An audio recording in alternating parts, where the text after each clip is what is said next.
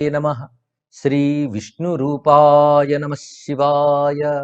శ్రీ అచ్యుతాయ అనంతాయ గోవిందాయ నమో నమః.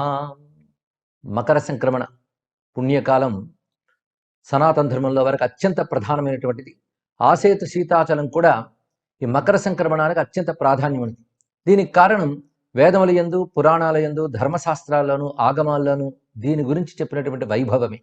అయితే మొత్తం భారతదేశం అంతా కూడా సనాతన ధర్మ అనుయాయులందరూ దీన్ని ముఖ్యంగా భావించినప్పటికీ దీన్ని ఆచరించే పద్ధతుల్లో ఒక్కొక్క ప్రాంతంలో ఒక్కొక్క విధానం మనకు కనబడుతూ ఉంటుంది. కొన్ని చోట్ల ఈ పండుగ కేవలం ఆధ్యాత్మికమైనటువంటి ఒక పవిత్రత, పుణ్యము మాత్రమే ప్రాధాన్యంగా ఉంటే, మరికొన్ని చోట్ల ఆధ్యాత్మిక ప్రాధాన్యంతో పాటు ఒక వేడుక, ఒక ఉత్సవం, ఒక ఉత్సాహం కనబడుతూ ఉంటుంది. ఇప్పుడు దక్షిణాపథంలో వారందరూ దీన్ని ఆచరించే పద్ధతి వేరు, మిగిలిన ప్రాంతాల్లో వారు మరొక విధంగా చేస్తూ ఉంటారు. మొత్తానికి సూర్యుడు మకర రాశిలో ప్రవేశించేటువంటి దివ్యమైనటువంటి పర్వదినానుకున్న విశిష్టత ధర్మశాస్త్రాల్లో, పురాణాల్లో ఉన్న ప్రకారం మనం గమనించినట్లయితే మకర సంక్రమణం మొత్తం సంవత్సరానికి అంతటికి కూడా ఒక విధమైన ప్రారంభమే అని చెప్పబడుతుంది. ఇది ఎలాగో అంటే ఇక్కడి నుంచి ఉత్తరాయణం ప్రారంభమవుతుంది. ఉత్తరాయణం, దక్షిణాయనం కలిపి ఒక సంవత్సర కాలం అనేది అందరికీ తెలిసిన అంశమే. అయితే ఉత్తరాయణాన్ని పగలుగాను, దక్షిణాయనాన్ని రాత్రిగాను వర్ణిస్తూ ఈ పగలు రాత్రి కలిసి ఒక అహోరాత్రం ఎలా అవుతుందో, ఉత్తరాయణ దక్షిణాయనాలు కలిపి ఒక సంవత్సరం దేవతలకి ఒక రోజు అవుతుంది. అందుకే దేవతల ప్రకారంగా ప్రారంభమయ్యేటువంటి రోజు ఇది. రోజుకి ప్రాతకాలం ఎలాంటిదో సంవత్సరానికి సంక్రమణం కూడా అలాంటిదే అని చెప్తున్నారు. ప్రాతకాలంలో ఆ రోజంతా బాగుండాలని భగవంతుని ప్రార్థిస్తాం. అలాగే సంవత్సరం అంతా బాగుండాలని మొత్తం సంవత్సరానికే ప్రారంభమైన ప్రాతకాలం అంటే మకర సంక్రమణ కాలంలో మనం ఆ పరమాత్మను ప్రార్థించితే తప్పకుండా ప్రార్థించిన వారికి సంవత్సరం అంతా బాగుంటుంది. అంటే ఒక విధంగా శుభాకాంక్షలు చెప్పుకోవడానికి నిజమైనటువంటి కాలం మకర సంక్రమణం. పుణ్యకాలాలకున్న ప్రత్యేకత ఏంటంటే పుణ్యకాలంలో చేసేటువంటి సంకల్పం కానీ, కర్మ కానీ ఇవి బహుగుణ ఫలములను ఇస్తాయి. అంటే అనేక రెట్ల ఫలితాన్ని ఇస్తాయని చెప్తున్నారు. అందుకే మంచి సంకల్పం, మంచి కర్మలు ఈ కాలంలో చేయాలి అని విధులు చెప్పారు. అంటే సత్కర్మలు, సదాలోచనలు అని. అంటే సత్సంకల్పపూర్వక సత్కర్మలకి విశేషమైనటువంటి కాలం మకర సంక్రమణ పుణ్యకాలం. మకర సంక్రమణ ఎంత శక్తివంతం అంటే దానికి ముందు వెనుక ఉన్నటువంటి కాలములు కూడా అత్యంత పవిత్రములు, మహిమాన్వితములు. అందుకే సంక్రమణానికి ముందు రోజు భోగి అని చేసుకుంటారు. ఆ తర్వాత మళ్ళీ కనుమ ఇత్యాదులు కనబడుతుంటాయి. మొత్తానికి పెద్ద పండుగ అని వ్యవహరింపబడేటువంటి ఈ పర్వకాలంలో కొన్ని ముఖ్యమైనటువంటి ఆధ్యాత్మిక కర్తవ్యాలు ఉన్నాయి. అది ఈ రోజున స్నానం ముఖ్యం, ఆ తర్వాత దానం, ఈ రెండింటికి ఎక్కువ ప్రాధాన్యం ఇస్తున్నారు. ఈ స్నానం కూడా పుణ్య నదుల్లో స్నానం చేయాలి, ఇది ముఖ్యం. దీని కారణంగానే గంగాది నదుల్లో ఈవేళ పుణ్యస్నానాల యొక్క వైభవం, సందడి బాగా కనబడుతుంటుంది. ప్రయాగ క్షేత్రంలో గంగా, యమున, సరస్వతుల సంగమైనటువంటి త్రివేణి సంగమ తీర్థమునందు ఈరోజు స్నానం అత్యంత ముఖ్యమైనది అని చెప్తున్నారు.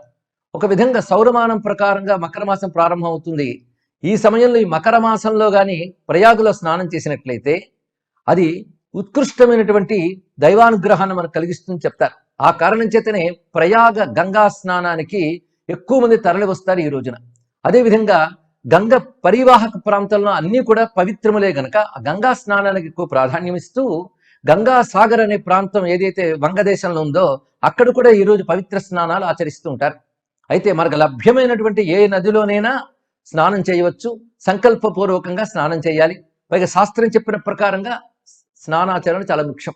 అంటే శాస్త్రం చెప్పిన ప్రకారంగా అంటే మనం ముందుగా వెళ్ళి నదిలో మునిగిపోకుండా మన గృహాదుల్లోనే ఒళ్ళు తడుపుకుని శుచులమై మంచి వస్త్రం ధరించి వెళ్ళి అక్కడ స్నానం చేయాలి.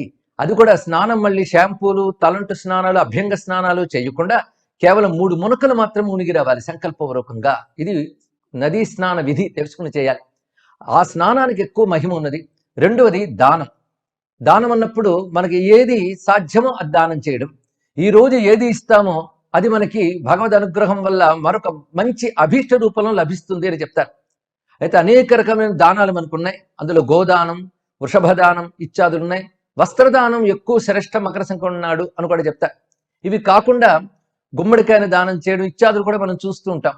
అంటే ఈ దానముల యొక్క ప్రాధాన్యం ఏంటంటే దానం వల్ల గ్రహ దోషాలు తొలగుతాయి. జాతకంలో అనివార్యమైనటువంటి బాధలు ఏవైనా ఉన్నట్లయితే అవి కూడా ఈ దానం ఫలం వల్ల తొలగుతుంది. అందుకే దానం అత్యంత ముఖ్యంగా చెప్పారు. అంతేకాదు ఈ దానం వల్ల పితృదేవతలు కూడా సంతోషిస్తారు. అందుకే ఈ సంక్రమణానికి పితృదేవతా ప్రాధాన్యం కూడా మనకు కనబడుతున్నది. దేవతా ప్రాధాన్యం, పితృదేవతా ప్రాధాన్యం రెండూ ఉన్నాయి ఇక్కడ. అందుకే పితృదేవతను ఉద్దేశించి తిలతర్పణాదులు ఈరోజు చేసినట్లయితే వారికి అక్షయ లోకంలో ప్రాప్తిస్తాయి అని శాస్త్రం చెప్తున్నది. అందుకే మకర సంక్రమణ కర్తవ్యాల్లో ఇది కూడా ముఖ్యమైనటువంటి అంశం. కొన్ని గ్రంథాలు అయితే మకర సంక్రమణ ప్రత్యేక శ్రాద్ధములు కూడా చెప్పారు. అందుకే స్నాన, దాన, పితృతర్పణలు ఈ మూడు ముఖ్యమైనటువంటి అంశములు. అదేవిధంగా జప ఆరాధనలకు కూడా చాలా విశేషమైన ప్రాధాన్యం ఉన్నది. అంటే మంత్రజపములు ఈ సమయంలో చేసినట్లయితే అది కూడా అధిక ఫలాన్ని ఇస్తుంది. అందుకే మంత్రజపము ఎవరికైతే అనుష్ఠానం ఉందో వారు దాన్ని పండించుకోవడానికి అనువైన కాలం ఇది. గ్రహణం ఎలాగైతే మంత్ర ఫలం మనకి అధికం చేస్తుందో సంక్రమణ కాలంలో చేసే జపాలకు కూడా అంత ప్రాధాన్యం ఉన్నది. అయితే ఆ జపంతో పాటు స్తోత్ర పారాయణలు మొదలైనవి కూడా చేయవచ్చు.